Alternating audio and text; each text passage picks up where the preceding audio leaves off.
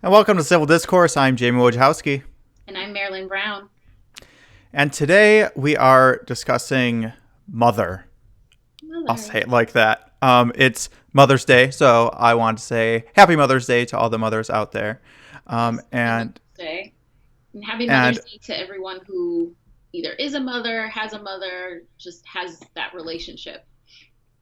right, yes, I want to start off with um, one of my favorite quotes um, on being a mother because I think it uh, points to what me and you have kind of been talking about behind the scenes of what the the word mother means to us. And the quote is a Buddha quote: um, "Like the mother of the world, touch each being as your beloved child." And what I love about that is when I was trying to think and we were talking about what we wanted to discuss, we knew we wanted it to be kind of Mother's Day themed, but we weren't quite sure. And I kept coming back to what the word mother means, I guess in the English language, on a broader scale, and how we use it to not only describe our personal mothers who gave birth to us, but also we use it to often describe the world we live in, Mother Earth. And I think that's an interesting parallel. And for me, the word mother, the essence of it is about life, birth, and connectedness are kind of those three things, and how life is all connected, and how we are a part of everything that is living in our world. hmm Yeah, I love that description, and that's a great Buddha quote, and I think it really kind of sums up the that idea of mother and that mother's love, it connects us all, and that it's something um, that there's like it's almost like a sense of returning to home. I think, I think about we there's that parallel with our mother that we came from, that we were actually inside of at one point, that she was our home, and the place where we were created. And then thinking about Mother Earth, this is all of our home, this is where we all are connected, and that's something that we share. So I think that kind of global universal idea of mother really, um, at its core, like you said, is the concept of life, Mm-hmm. and what that means to give life, and to have life, and to be connected, and that all things that have life, that there's a connection. Now, I think for it just reminds me. Um, I'm thinking about a lot of things we talk about, and we often talk about feminism and sexism and kind of the feminine. And it, I believe that a big part of a lot of the chaos that happens in the world and a lot of the problems, which are not new, they have always been around with war and all these things, is the imbalance of kind of the mother being kind of looked down upon as almost a weakness and instead of a strength. And really, I mean, I really believe that if we were using kind of that essence of motherhood, of being connected and leading with love and more, I don't like using the word oneness, but understanding in a way, would be fixing a lot of these problems and learning in a way that history doesn't seem. I mean, it seems like history repeats itself because we are consistently pushing that kind of away for the opposite, as opposed to finding. I think it's about a balance, and I think that's an also thing about motherhood is that balance. hmm Yeah, I think that you really bring up something that, I'm very much a feminist in a lot of ways, and I think that a lot of the problems that we have are because like you said, that mother, that concept of nurturing, of unconditional love, which I think really is kind of that concept of mother, is that love that doesn't need to be earned, that love that doesn't go away because of deeds. It's forgiving. It's that Hmm. forgiving love, and that's something that really, if you look at history, recorded history, modern history, we've gotten away from that as an ideal, and we've really gotten to that kind of power and dominance being what's what becomes the dominant culture. And I think that you look at um, cultures where they really honor the mother and the concept of the mother, and women, and that kind of wholeness that I think women and that kind of female energy can bring to a space. And you see a lot of healing kind of happen in these places the where that's kind of the driving force. And I think you see the opposite when the driving force is, again, that kind of power seeking and dominance rather than balance. Um, and I think it's dangerous because I think we're at a time where it's kind of really at a peak where you kind of see those two things kind of going against each other, and kind of trying to find this place of like equilibrium and balance again. Yeah, and I think a lot of that has to do with uh, Mother Earth in a way, and the human kind of disconnection from nature, because nature is in that balance just naturally, and because humans have kind of separated themselves from the rest of nature in a way, I think that's what causes that imbalance. Because Yeah.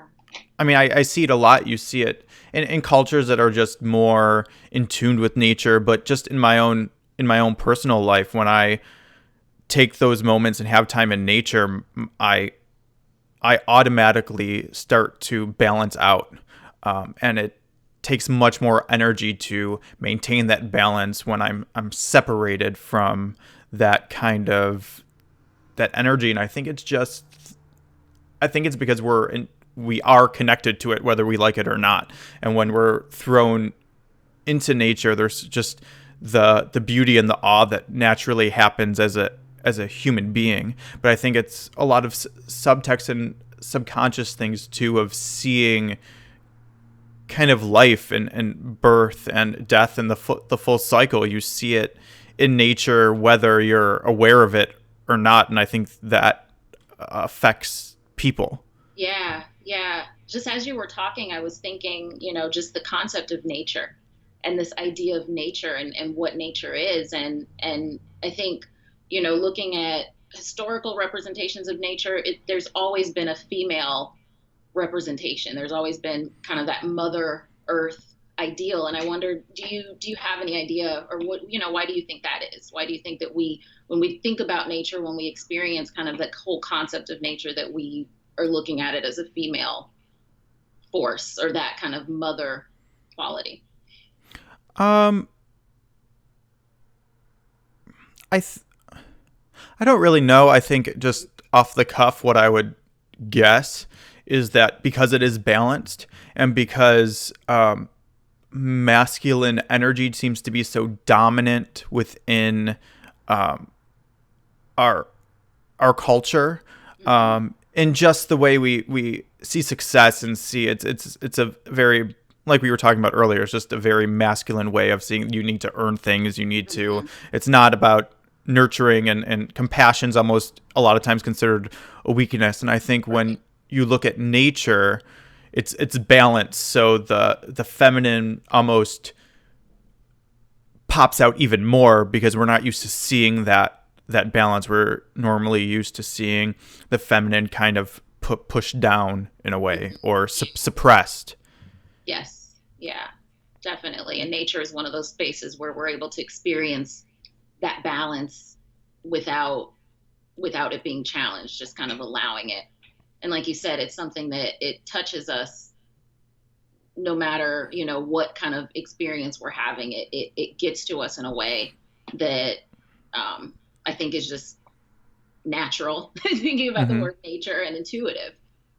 Well, and I think too, my mindfulness.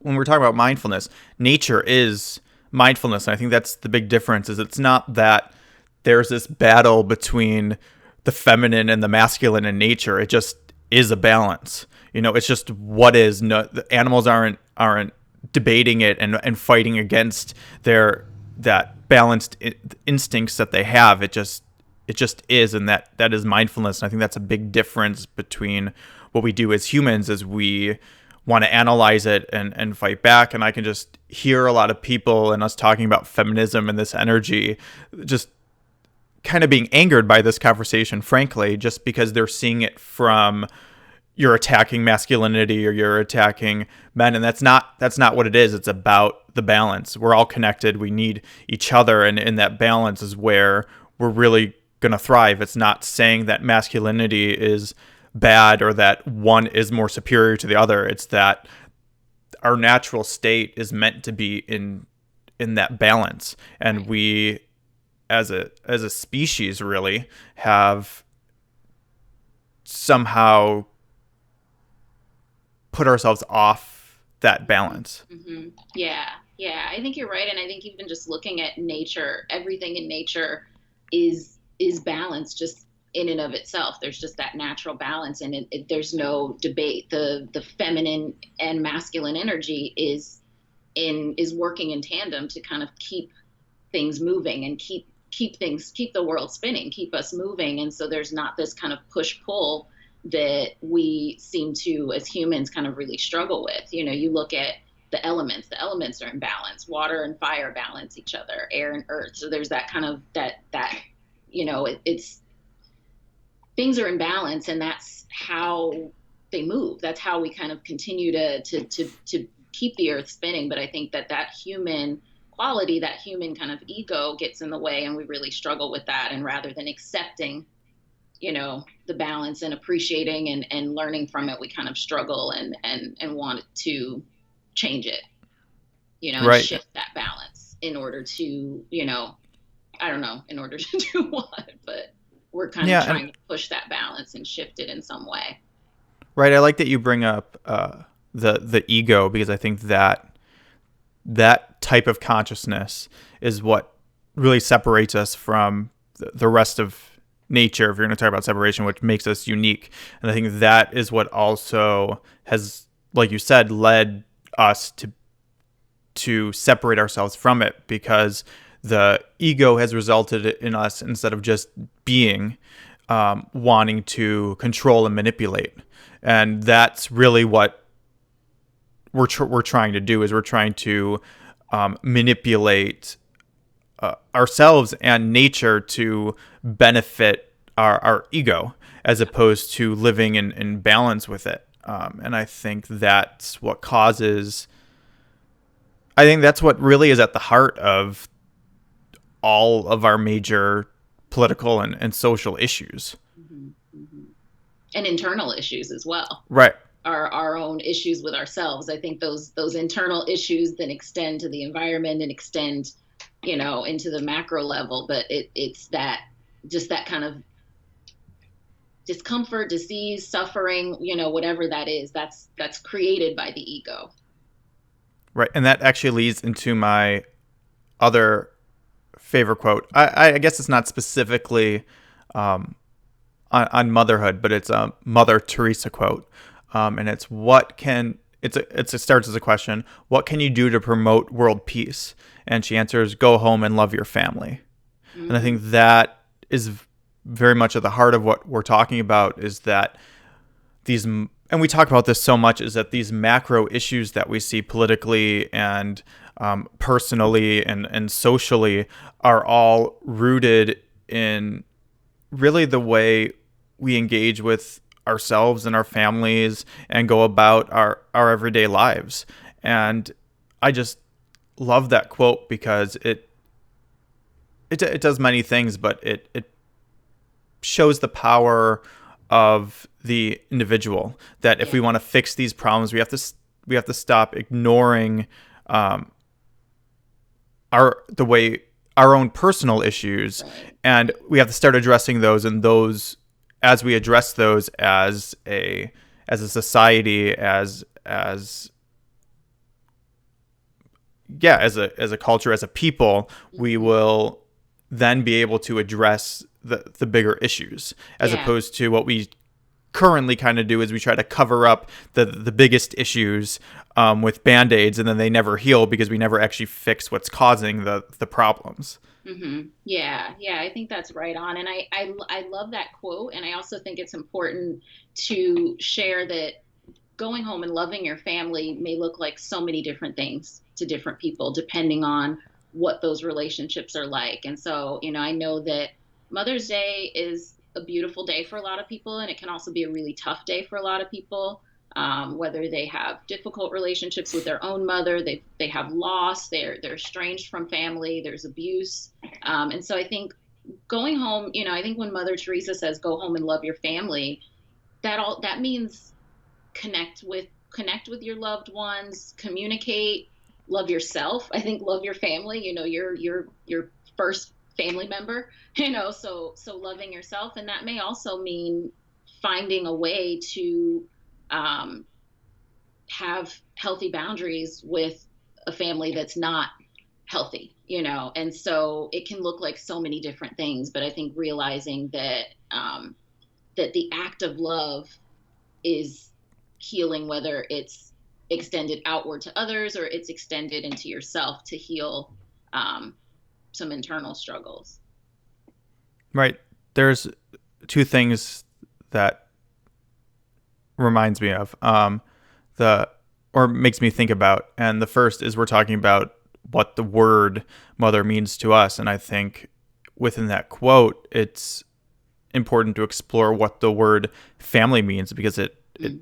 is very similar, at least for me, to the word mother, and it is about feeling that connectedness and where you feel at home, and that's yes, your biological family, but also who are those people that you love and care about most, and how do you share that love and nurture those relationships, because how you nurture those relationships is going to be very telling to how you deal with relationships that aren't already grounded in that type of love. And talking about yourself is that's a vital part, because it's very hard to show love for others if you don't have love for yourself or understand yourself.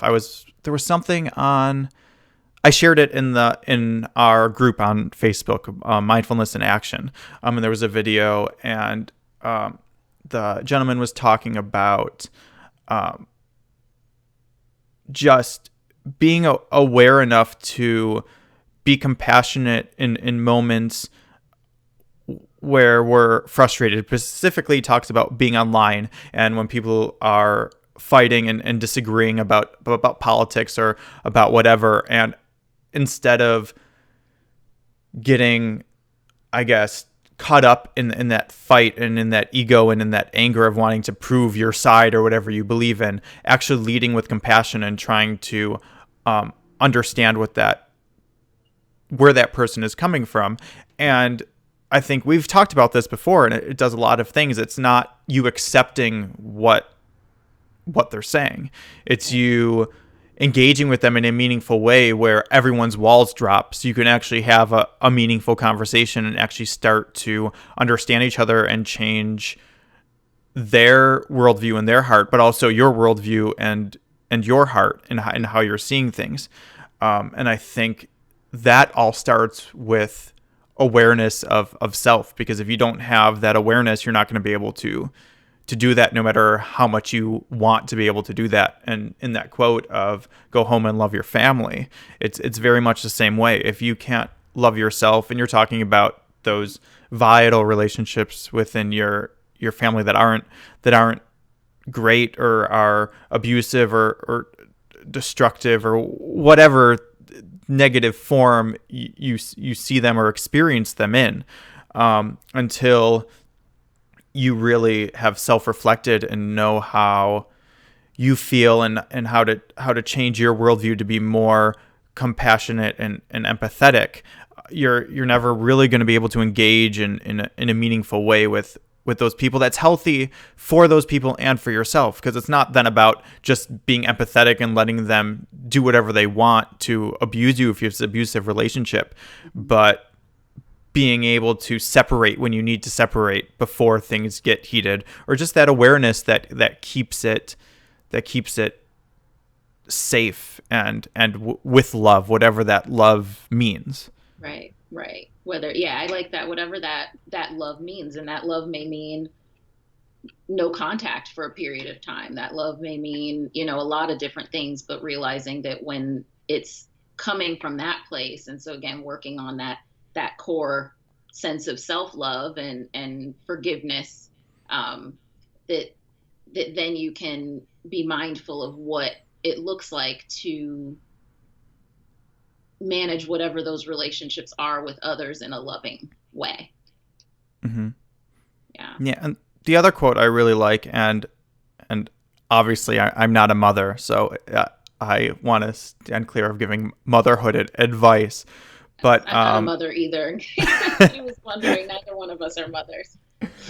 Where is the quote? Let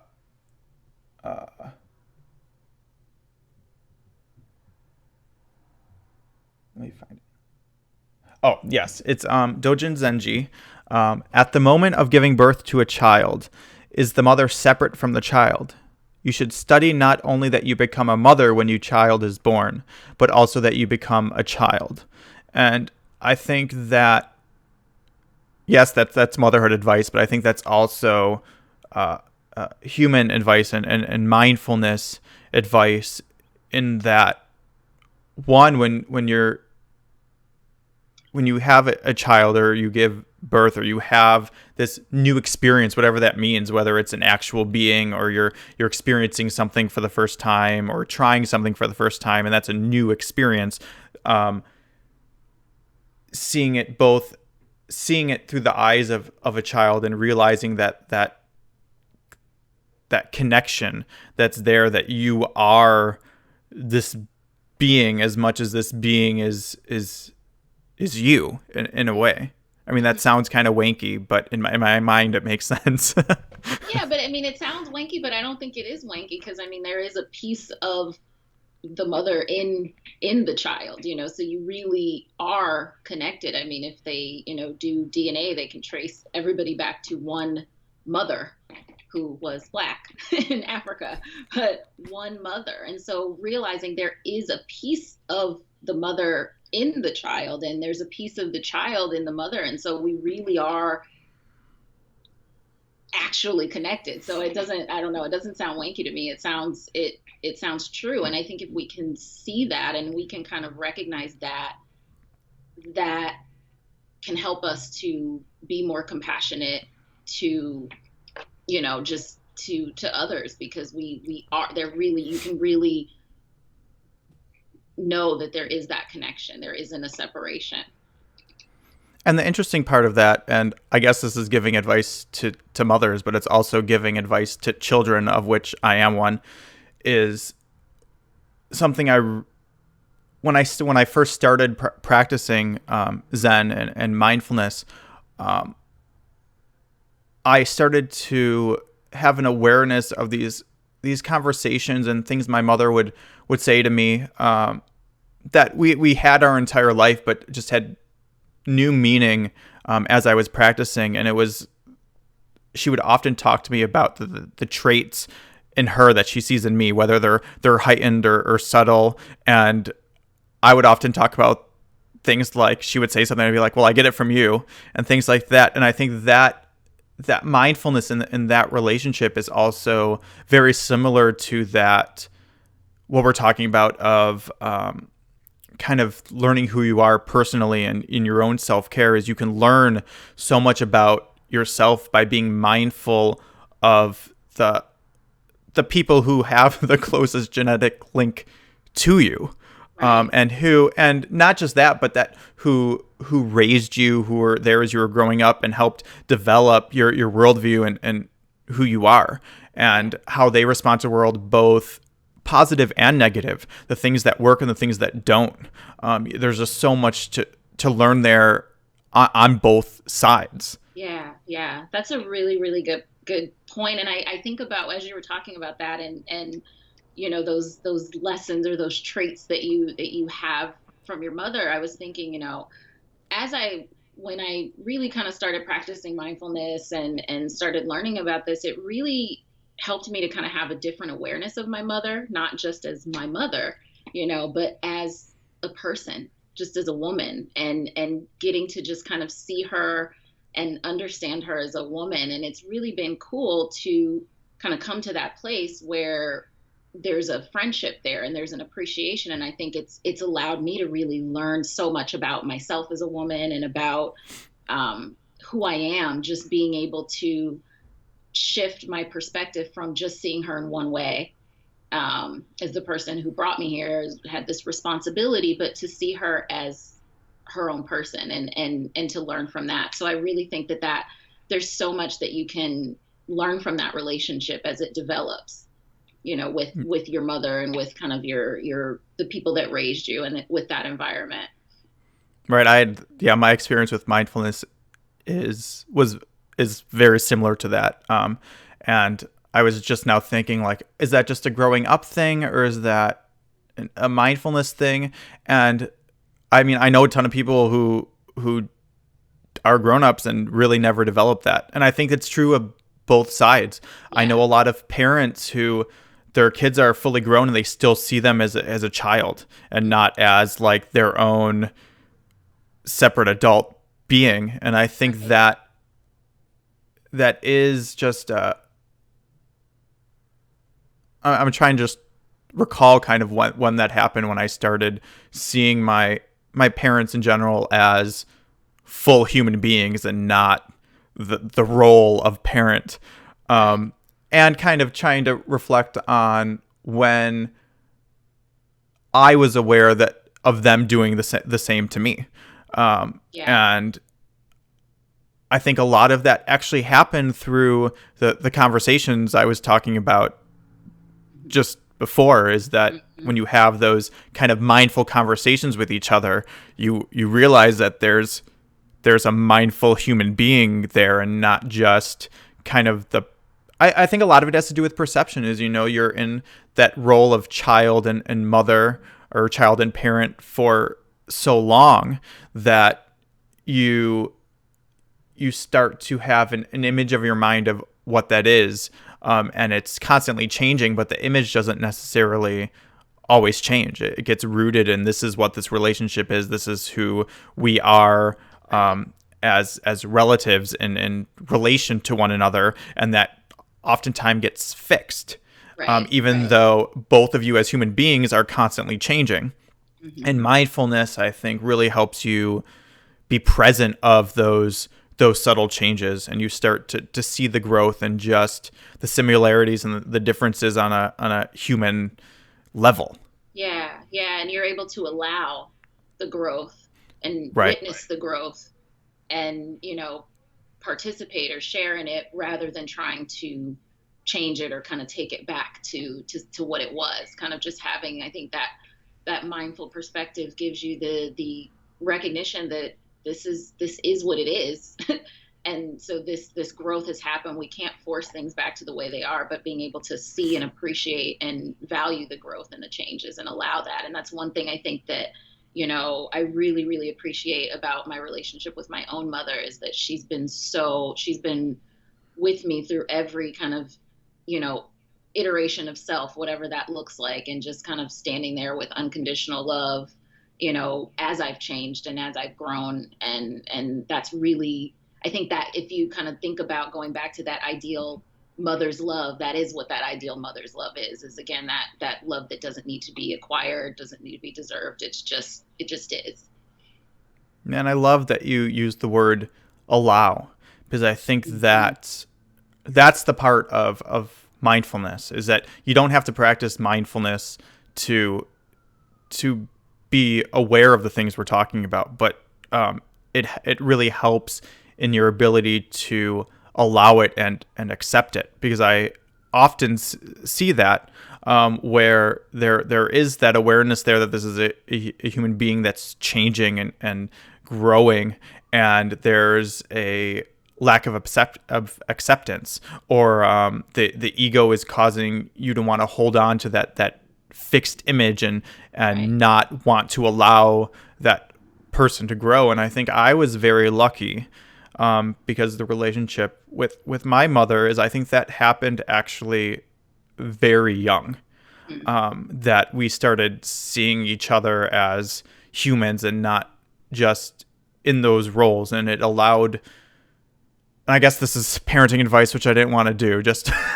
but just in my own reflection of what I think really allowed me to have a really good childhood and a really very close relationship with my mother, is that we had that type of relationship very young, where we accepted that both of us were human and that neither of us were perfect. We were going to make mistakes, and that we were constantly growing and becoming new people. And we nurtured that really in each other in a way. Yeah. Like as being young, I wasn't aware we were doing it, but now looking back at it, Hmm. that is what was happening. And from a child perspective, and seeing the relationship with my mother and the relationship a lot of the people around me had growing up with their mothers, is that kind of acknowledgement and acceptance wasn't there, and it strained the relationship. They just weren't as, not that they had bad relationships with their mothers, they just weren't as close. There were secrets, and there were things you didn't tell, and just kind of that strained weirdness of the role of, I'm the child, and Hmm. this is the mother.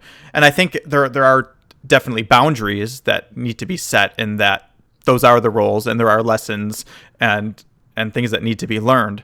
But because there was always that acknowledgement from my mother that I was a human being who had to learn and grow, it allowed me to feel very open and honest and accepting of her and what she was doing. So the relationship was just always very, very strong. And I think in a lot of ways it made her life a lot easier, because she didn't have to deal with a child who was keeping things from her, or was Right. really, I never really, I mean, I guess I had teenage angst, but I never really rebelled in a way a lot of my friends did. Hmm. Hmm.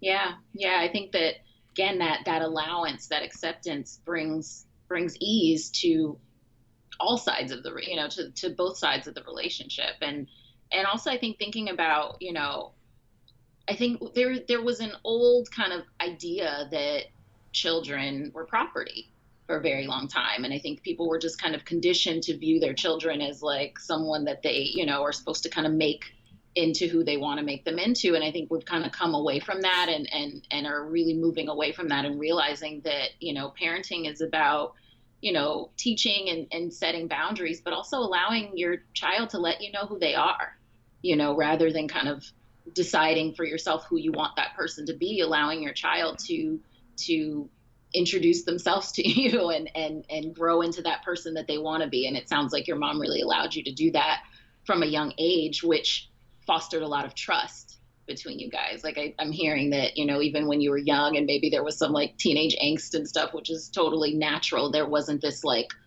fear of, judgment, rejection, that, that you felt safe to be who you needed to be and go through what you needed to go through. Right. And on my mother's side, I think a lot of that was because of I mean, she never really practiced mindfulness. She does a little now because I introduced her to it. But Hmm. she was always just naturally mindful of her own experience. And I think Hmm. that's what she would, how do I want to say this? Uh, like during the angsty years, she recognized that angst from her childhood. Yeah. And so it Yeah. wasn't this thing she was trying to control or stop, because she recognized it, Hmm. So, and I think that recognition and not wanting to control it. And I think a lot of it was because, I mean, my mom is very successful and kind of level-headed too, that she was able to say, I had that same angst, and I was fine. And this is what helped me get through it. That's what I want to give to my child. I don't want to like stomp it out of him and stuff Right. like that. Right.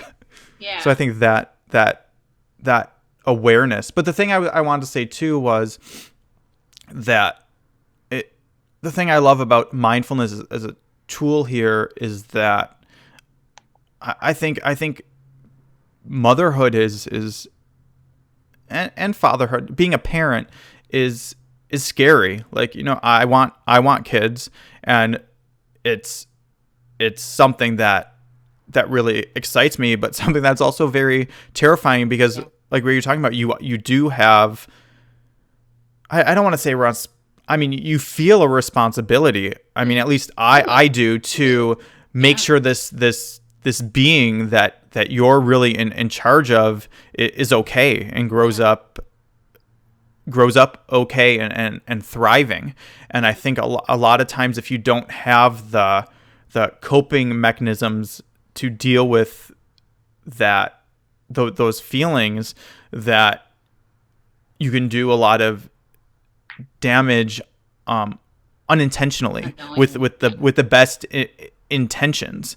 Yeah. And mindfulness really lets you kind of step back and observe it and be aware of the things you're doing and the effects that they're having. And I mean, it's all varying levels of how deep the mindfulness practice is, and stuff like that. It's not like if you meditate 20 minutes a day, you're gonna like be the perfect parent and never make any mistakes.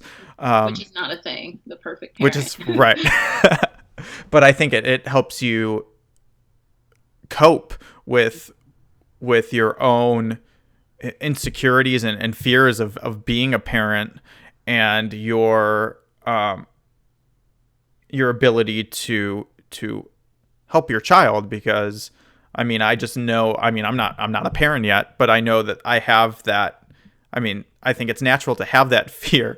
And I'm just thinking now of like, would that actually be affecting my decision to really want to have kids, and me kind of deciphering my ability to raise a child? Would it be different without the mindfulness practice that I have, and kind of the awareness of self that, I mean, I'm still exploring, and everything in me tells me that the answer would be yes. Not that it would be that mindfulness is what made me want to have kids, but I'm sure that the fears would be even more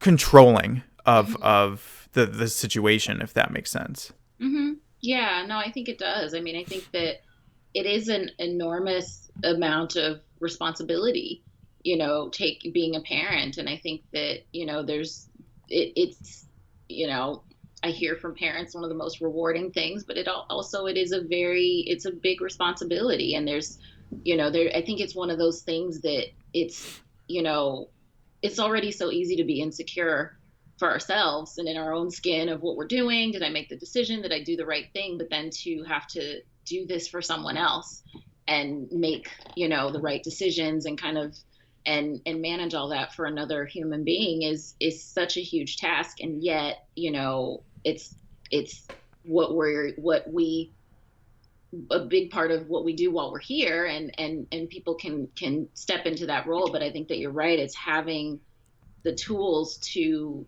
those tools of self-awareness will, I think, aid you in, or aid anyone in parenting, because I think that inevitably when you become a parent you learn things about yourself that you just wouldn't have known otherwise. Right. I actually just had a thought, and I guess it's I'm curious what you think, because I don't know how I feel about it, but I'm now curious about the kind of subconscious, um, connection we feel. Talking about the quote, I mean, there was another one: the life of a mother is the life of a child. You are two blossoms on a single branch. Mm. That's Karen Miller, and it's just that even if we don't consciously feel that connection, how much of it is naturally there. And I'm just thinking about parents who have a lot of personal issues, and don't have that kind of mindful self reflection to deal with their own problems if a lot of the issues they have with their children is because the way they deal with their children is the way they deal with themselves, which Yeah. isn't Yeah. healthy. Right. Um, Yeah. I think you're and right on with that. I think that, if we look at just thinking about abuse in families, and we look at abuse, there is that, if someone is not dealing with themselves in a healthy way and has had some sort of experience where they're still struggling, that is going to affect how they relate to their children. And it's just kind of one of those inevitable things that we don't know, if we don't know how to relate to ourselves in a positive or in a nurturing way, which again is kind of one of those words that I think is really, descriptive of mother, and we're not able to nurture ourselves. Then I think it's that it's really kind of hard to even expect someone to know how to nurture someone else effectively. right. And one of the biggest, I guess, criticisms I hear of mindfulness and meditation practice is that, um, which is ironic because, I mean, it's so much about getting beyond the ego, but a lot of people see it as being kind of self-centered and too much about the self and being internal. And the thing I always say to that is, I mean, to me, mindfulness really is an exploration of self, but you can, I mean, you only really can expand beyond yourself at, let me rephrase, how you treat yourself and how you are mindful of yourself is how you're going to treat and be mindful of others. So it really does start, in my opinion, it starts with the self in a lot of ways. And yes, if you're helping others, you can learn from others, and that can bring the awareness to yourself, and it can kind of go both ways. But I Mm-hmm. think for most of the people I work with, they find it very challenging to engage meaningfully and healthily and mindfully with others, until they can do that with themselves. Yeah. Yeah. No, I think I mean, that's it's just another reason to, that we really promote that mindfulness, that self exploration, because it does, I think a lot of my clients who struggle with themselves and are so depressed and don't really see a reason to work on the relationship with with themselves, the way that I'm able to help them with that and kind of help them come to that place of realizing that it's effective is by bringing up their relationships with their loved ones, and their, whether it be their children or their parents or friends, and realizing, that this negativity that you experience with yourself, you're experiencing in these other relationships, and if you can bring healing to that, it will heal. Then the next level is being able to heal that relationship with others. And so it's interesting because I think it goes back to kind of it continually goes back to the need of that self-love and that focus, but it's like whatever route you need to go to get there, is useful, I guess. Right. And I think when speaking about mindfulness, I mean, it's being aware of what is being useful and what is not. And that until you have that awareness, you're just kind of in a loop. And that's really the first step, is seeing what's working, what's not, and consciously choosing to water the seeds of is working and not water the seeds of what's not. And that's a Thich Nhat Hanh thing of watering the seeds that I love. Yeah. And he had a great quote too, which was on Mother Earth, but I think it's just a great quote of Mother in general. And it's, "You carry Mother Earth within you. She is not outside of you. Mother Earth is not just your environment." And I think that's what I love so much about that, is that's kind of the idea that Mother Earth is the environment is kind of, I think, the common mentality today, but it's such a illusion and not the reality. of it. I mean, if you look at it spiritually, if you look at it scientifically, we are made up of earth. And just that is just very spiritual for me. But it really helps me be more empathetic with myself and with others, just being reminded of that connectedness to everything, because it's not, I mean, with Mother Earth is it's a completely connected thing, like we've said. So you are a part of Mother Earth. Everyone listening is a part of Mother Earth. It's not nature versus humans. And when you start to see it that way, I think you just lead with more of that mothering essence that we're talking about. You lead with more nurturing and with more empathy and curiosity and understanding, and I think all those things are just so vital for us advancing to a place we really I think should want to be, because we have all these technological advances, and we're gaining all this knowledge all the time. But I mean, at the end of the day, as humans, we haven't even figured out how to be more empathetic towards one another. Right. And I would personally like to see that becoming more of our focus and more considered a strength, and something that we try to nurture in ourselves and one another. Yeah. I don't know. I don't have anything. I know. I feel like.